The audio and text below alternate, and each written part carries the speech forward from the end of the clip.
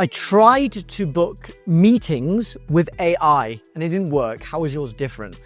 I hear this objection every single week on sales calls. Look, I get it. We've all been around AI now for quite some time, and I'm an agency owner and I've had my fair share of bad vendors, and everybody coming onto calls now has got some nightmare story about how they work with an agency, didn't quite work out, it was a really poor experience with AI, and they just don't want to repeat it again. That's completely understandable. And a lot of the times it happens because, we've been promised the earth, moon, and stars by vendors, and we haven't really adequately understood what it actually is that AI can actually do in our business, and the fact that what is realistic and also what is just BS at the end of the day. So you've probably, seen at this stage on LinkedIn, you've seen those wild NAN flaws. I've never even seen one in action, but they always do a good job of showing you, like, hey, here's this grandiose flow that will automate my entire business. You've also probably seen, the Clay Bros who,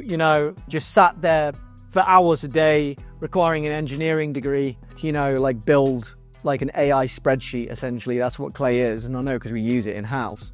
And these are, cost thousands of dollars per month if they're ramped up and scaled at an enterprise or mid-market level.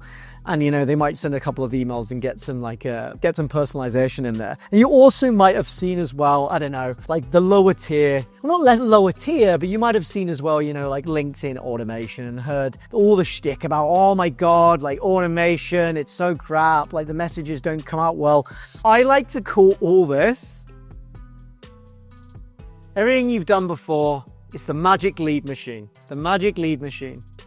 Because the marketers all went crazy when AI came out and they said, right, this feels like a silver bullet and it seems like a silver bullet. That's a marketer's wet dream, right? So they sold it as the magic lead machine. And I'm sorry that happened to you. Guess what? And I say this on client calls all the time, and I say it on sales calls.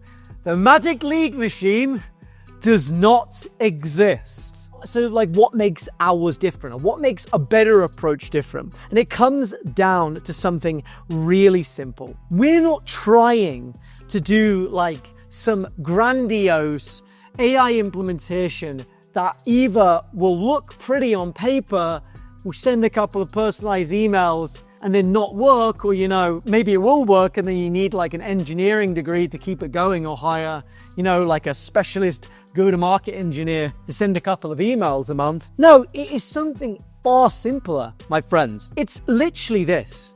It is an approach that I'm calling in 2026, before my competitors go and steal this one, because I haven't heard people talking about this yet, human-enabled AI. It does what it says on the tin. It's not the magical AI lead machine, it's human-enabled AI. And what this is all about is because, you know what?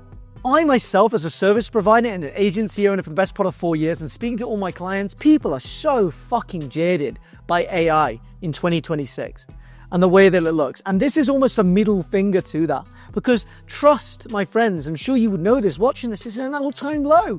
You're thinking, oh, Luke's just going to sell me something like all of the other marketers. Excuse me, I've just dropped my pen. The rage is real. All the other marketers, you've tried to sell me something similar. And it's based around these really simple pieces that make sure that this isn't just another implementation that sits on your shelf, distracts your team, and leaves you with zero. That is the last thing that we want to happen. But nothing's guaranteed, right? We can only put you in the best possible position. So here's what it looks like.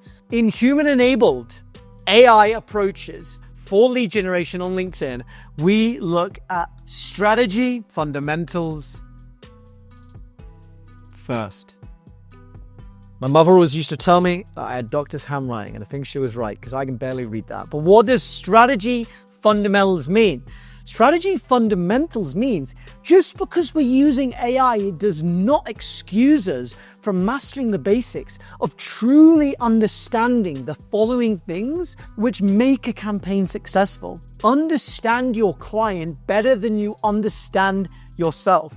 And marketers throw around ICP, but the bar has never been lower right now for this. Because guess what happened with AI? You go, hey, we've got an ICP. We got it from ChatGPT. Now, what's the problem with that? AI is only ever going to tell us the median, which means it's not going to be representative of the market that itself. So strategy fundamentals for ideal client persona would be, hey, look, let's actually make sure that our market messaging is dialed into the person who we're trying to help, and our outbound is dialed into the person we're trying to help. So make sure that we go and interview our clients. We're going to ask them, right? What made them buy? What almost made them not buy? What did they think they were buying? What was the biggest benefit of our service? What was an unexpected benefit? What was something that you didn't think we could help with, but we did? And then what we then look at is marketing fundamentals. You will then get an idea of an actual target. And it might be more nuanced than who you believe your ideal client persona is right now. Because once you rack up like all of your clients, client 1, client 2, and lay them back to back, and you look at, okay, like, what are the trends? What is the type of these companies? What's the size of these companies? What problem did they come to with us? What problem did we solve? What was the benefit that they got? You will probably find that there's more nuance in who you're targeting. So again, strategy fundamentals, because once we understand who we're targeting, then we're going to be able to do the right go-to-market research to actually break into these accounts. And what do I mean by go-to-market research? Sounds nebulous. Basically just market research. What do these people who you're prospecting into on LinkedIn, if you're running an outbound campaign, need to see to feel like what you're messaging them is worth their time to respond? And this, my friend, is different for multiple different ideal client personas. What a founder cares about is remotely different from what a VP of sales cares about to what a CTO cares about. They all have completely different business issues. So we have to understand, given our understanding and knowledge of the ideal client persona, what is the business issue that our ideal client persona cares about? And is it written in their own words? So that's the first stage. It's like, we're not relying on AI for any of this. It is taking a human being to sit there and sit with either a service owner or in-house and go, hey, look, we're the experts on our shtick. Why are we outsourcing the absolute basic fundamentals to AI and then being surprised when, we get lackluster results on our campaign when we skipped the fucking basics? Don't be surprised. The second step of a human-enabled AI approach is fairly basic. It's all about picking the right data source. And what do I mean by that? There are many different places that you can find data. And why would you find data in a campaign? Data is just essentially prospects that you could potentially contact to book a meeting with to sell your services. And not all data sources are created equal. Because look, the old method of AI would say, hey, let's personalize 10,000 emails and personalize the first line. And then we're probably going to get, like a great response rate. That worked like last year, but now it's the addition of it's absolute trollop when you see it in the feed. So what is the right data source? So first you've got to work out, okay, what is the set of my market who already like me and already know and trust me. And one of the easiest data sources that I have found after working with 100 plus clients on LinkedIn is this data source. It is something I like to call LinkedIn intent. Now, I say LinkedIn intent because I got in an argument with the CRO last year about this, and he said, it's not true intent because it's not a funding round. Well, it's still some level of interest that they know you and know your business and potential profile. Now, this is the reason why this is different. We're not trying to contact everybody. We want to go for the top buyers that already like, know, and trust us. The likes, the comments, the views, the connections on LinkedIn, and the follows that your content has attracted. And these are warm guys because when you actually send out like a response to them, like a little, connection request, maybe an email, they already know who you are. So it's that much warmer. And so it's not about doing, like picking any random data source. It's about picking the right data source that gets us in front of people that already trust us. The next piece is AI is for leverage, not spray and pray. Spray and pray on LinkedIn might have worked, I don't know, even a year ago, 2 years ago. You saw people, buying multiple inboxes, renting inboxes. Hey, like you could have, like the 800 free emails that you could just bang out, and then you'd probably get a few bites. And if you got a response rate about 1% and you had like 5 inbox running, you'd probably get, like 10, 20 meetings per month. Everything was hunky-dory until it wasn't. So we use AI to start conversations. So it's AI for leverage, not pray and spray. And what do I mean by this?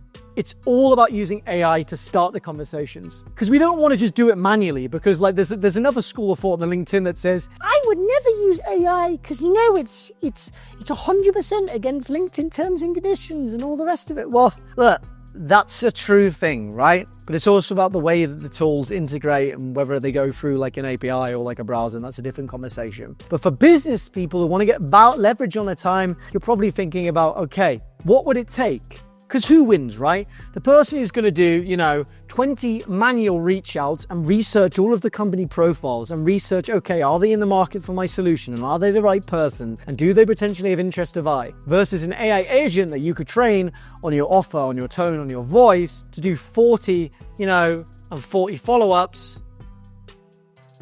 Who's going to get more responses realistically? Going to be the guy who's AI enabled, or person or woman. When you do that, it's not here to replace you in the process. It's here to give you speed. And speed is dollars in agency and startup land. Because at the end of the day, it's he or she who starts the most conversations with the highest quality and at the highest response rate wins. That's why leverage over pray and spray. Now, the final piece of this is picking the right sender.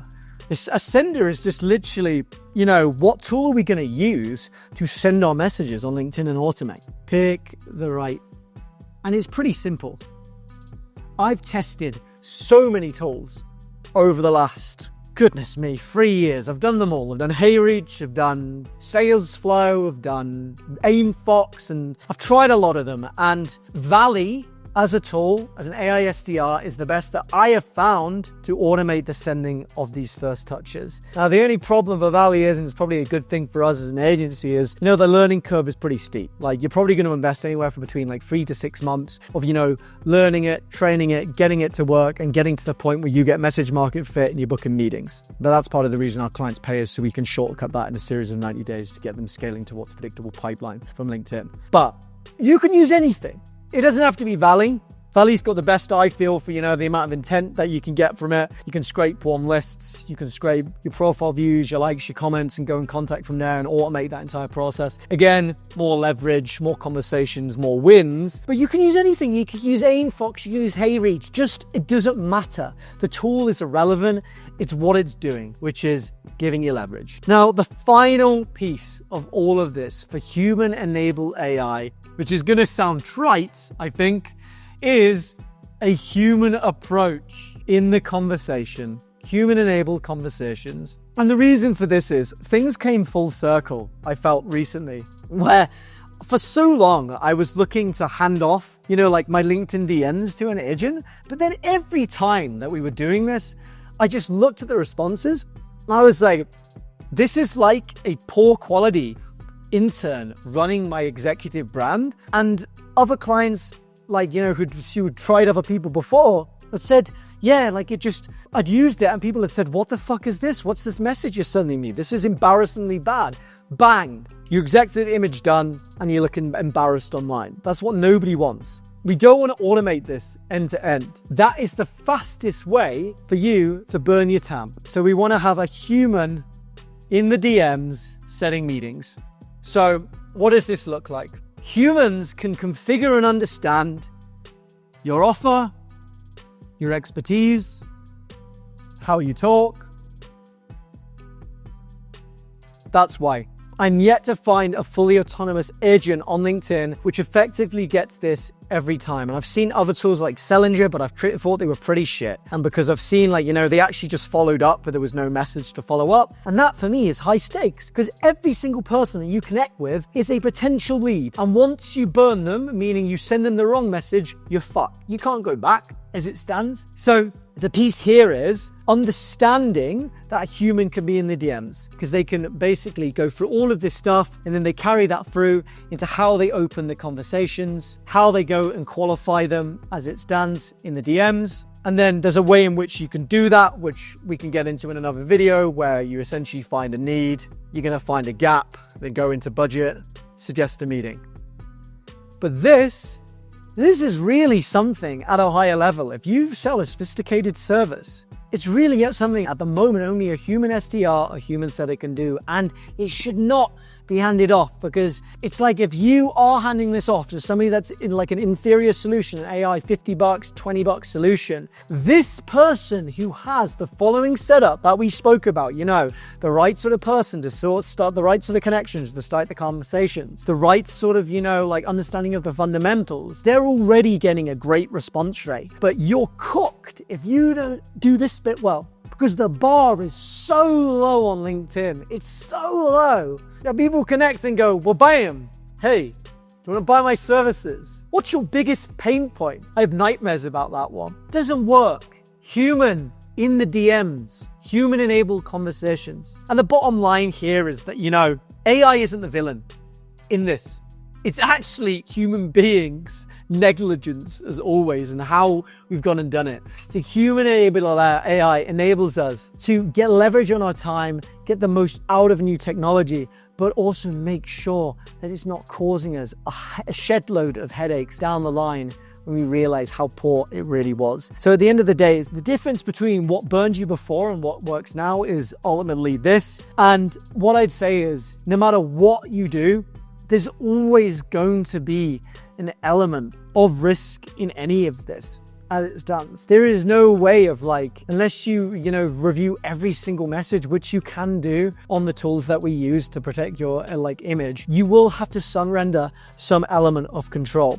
What you have to decide is, do I feel like the leverage I'm going to get from a system outweighs my sort of fear of, giving up control? And that's something that I can't decide for you. You can only decide that for yourself. But the thing that you've got to think about here is, who do you think wins? Do you think the founder who feels, uncertain and doesn't do the things that are required to update their technology stack? They carry on doing the manual DMs, they carry on relying on referrals, they carry on getting the poor quality leads or not enough of them for the next 3, 6, 12 months? Or do you feel like, the founder takes an approach particularly similar to this, gives up some control, takes a different angle, but ultimately starts more conversations, gets more leverage on their time, gets more ops? Who actually wins? I think you know who wins. Anyway, I hope you enjoyed the video.